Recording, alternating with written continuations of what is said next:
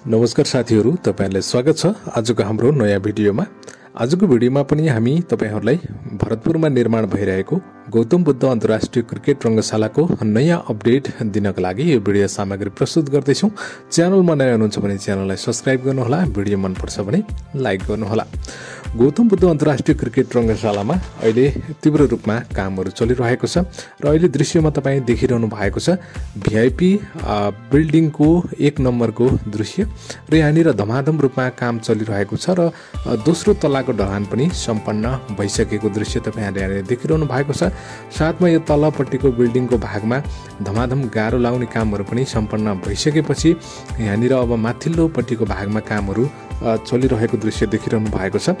भिआईपी building tower 2 को काममा पनि यहाँ माथिल्लोपट्टिको ढलानको तयारी भइरहेको छ। त्यहाँनिर रडहरु बुन्ने कामहरु भइरहेको छ भने तलपट्टिको भागहरुमा गारो लगाउने कामहरु चलिरहेको छ। अगाडिपट्टिको फेसमा देख्न सक्नुहुन्छ गारो लगाउने काम सकिएको छ भने अब भित्रपट्टिको भागहरुमा यसरी गारो लगाउने कामहरु केही सम्पन्न भएका छन् भने केहीमा गारो लगाउने कामहरु अहिले चलिरहेको छ र यहाँनिर जम्मै कोठाहरुमा पार्टिसन निकाल्ने कामहरु पनि भइरहेको छ।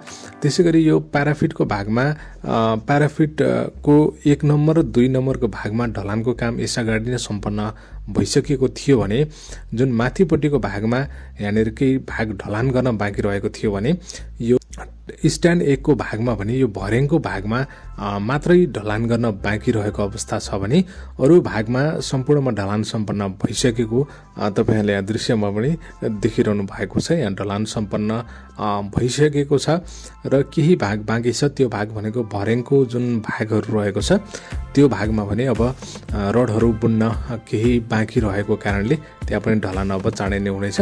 त्यसैगरी स्ट्यान्ड 2 को भागमा पनि देख्न सक्नुहुन्छ ढलान प्याराफिटको भागमा भइसकेको छ भने जुन माथिल्लोपट्टिको भागमा भने अब ढलानको कार्यहरु हुन गइरहेको छ। यहाँ पनि अब छिटै नै ढलान हुने क्रममा रहेको छ। केही दिनमा नै यो भागमा पनि ढलानको कामहरु अगाडि बढ्नेछ।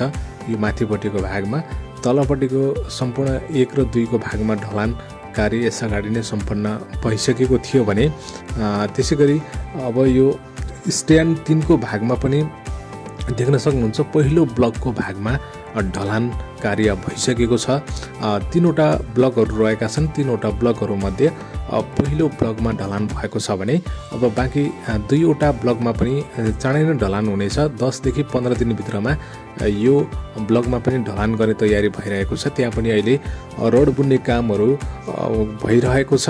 यहाँनिर रडहरु बुन्ने कार्यहरु अहिले जारी नै रहेको अवस्थामा अब 10 देखि 15 दिन भित्रमा यो सम्पूर्ण 3 नम्बरको स्ट्यान्ड 3 को भागमा पनि ढलान कार्य सम्पन्न गर्ने योजना अनुसार अगाडि बढिरहेको छ।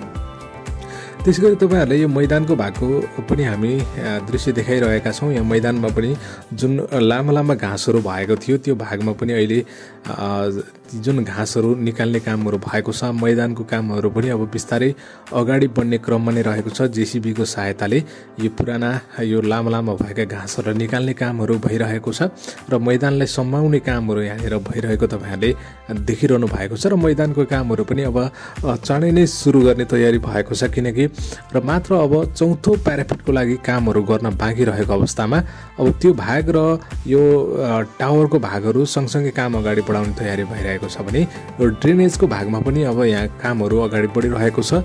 यो मैदानमा नै ड्रेनेजको कभरहरु बनाउने कामहरु पनि यसरी भइरहेको छ र केही भाग बाँकी रहेको छ ड्रेनेजको, यो पनि हुँदैछ। भिडियो मन परे लाइक गर्नुहोला, च्यानलमा नयाँ हुनुहुन्छ सब्स्क्राइब गर्नुहोला।